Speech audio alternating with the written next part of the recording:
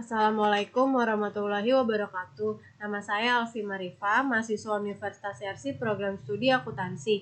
Jadi di video ini saya akan menginformasikan bagaimana caranya membuat data statistik deskriptif di SPS 22.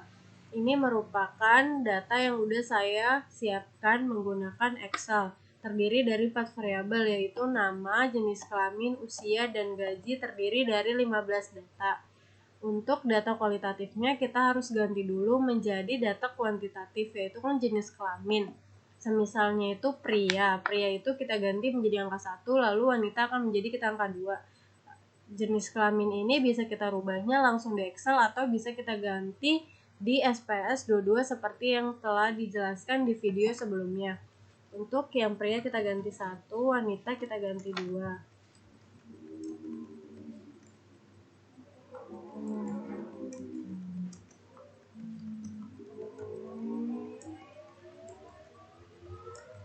Setelah sudah diganti semua, kita buka data yang telah kita siapkan ini ke SPSS 22.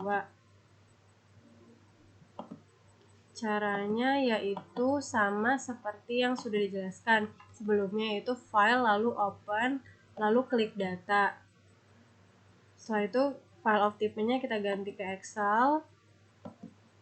Lalu kita cari file yang akan kita gunakan tersebut.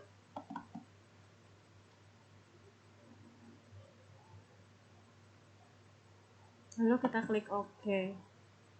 Ini data yang sudah disiapkan tadi ya. Kita ganti dulu untuk di width-nya. Jenis kelaminnya itu ada 2. Usia 2. Gaji ada 6. Desimalnya juga kita ubah aja menjadi 0. Setelah itu kita lihat di data view-nya. Untuk jenis kelaminnya sudah berubah menjadi data kuantitatif ya. Tapi kita harus memberitahu ke SPSS 22-nya ini jenis kelamin itu kenapa satu itu pria, lalu keduanya wanita. Lalu kita akan klik di value, di barisan yang jenis kelamin kita klik. Untuk value pertama kita tulis yang angka satunya itu kan tadi laki-laki ya. Jadi kita masukkan laki-laki, lalu kita klik add. Kemudian angka 2 kita tulis wanita, perempuan ya. Lalu kita klik add. Lalu klik OK. Karena datanya sudah termasuk di data view itu, ini ya, sudah berubah. Lalu kita akan membuat grafik di SPS 22. Gimana sih? Pertama kita klik Graphs, kemudian kita legacy dialogs. Jadi yang akan kita buat itu merupakan grafik bar, lalu pie, lalu histogram. Bar dan pie itu merupakan data kualitatif, sedangkan kalau grafik histogram itu untuk data kuantitatif. Kita buat pertama untuk grafik bar ya.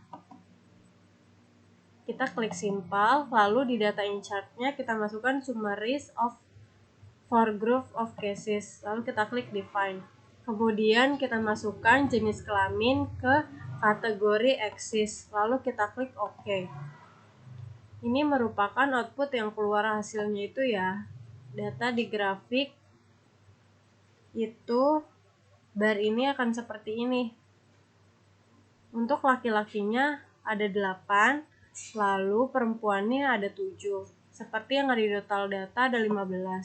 Kemudian kita akan buat grafik pie chart. Grafik pie chart itu merupakan diagram lingkaran statistik yang dibagi menjadi irisan-irisan untuk menyampaikan proporsi numerik. Yaitu kita klik graphs, lalu legacy dialog, kemudian kita klik pie. Kita define, kemudian kita masukkan ke jenis kelamin, lalu masukkan ke define slice by, lalu klik OK. Ini output yang keluar. Untuk warna biru adalah data laki-laki, untuk perempuan hijau. Data laki-lakinya lebih banyak ya, karena data laki-lakinya ada 8. Kemudian kita akan membuat grafik histogram, yaitu legacy dialog, kemudian ke histogram. Untuk di histogram kita menggunakan data yang tersebar secara acak. Data yang tersebar secara acak ini merupakan data gaji. Jadi kita klik gaji, kemudian masukkan ke variabel, lalu klik OK. Ini data yang keluar ya, seperti ini. Yaitu cara membacanya dari gaji orang yang gajinya 160.000 sampai 180.000 itu ada 2 orang. Kemudian dari 180.000 sampai 200.000 itu ada 3 orang. Lalu setelahnya seperti itu ya. Di deskriptif kita bisa melihat range, maksimal, nilai sum, dan lain-lain. Di sini kita akan berandai mempunyai contoh kasus ya, yaitu seorang manajer ingin melakukan pengujian terhadap karyawan melalui ujian statistik deskriptif melalui SPSS. Hal ini bertujuan untuk menguji penggambaran suatu data dari nilai rata-rata simpangan baku, maksimal, minimal, range, dan standar deviasi. Yaitu hal pertama yang kita lakukan adalah menganalize. Kemudian kita klik deskriptif statistik, kemudian klik deskriptif. Lalu kita masukkan ketiga variabel tersebut.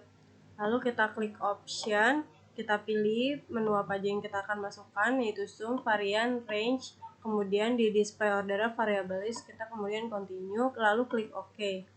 Ini kemudian data yang ada ya, output yang keluar setelah kita analyze. Di sini ada jenis kelamin, total ada 15, range-nya ada 1, di jenis kelamin minimum 1, maksimumnya 2, sumnya 22, minus 0,47, standar deviasinya 5,16, variansnya ada 0,267.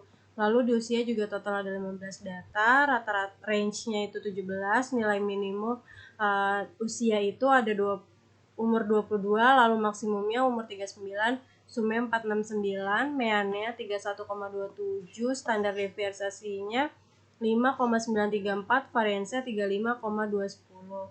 Lalu digaji total ada 15, range-nya itu ada 85.000, nilai minimum gajinya adalah 160.000, kemudian nilai maksimum gajinya 245.000.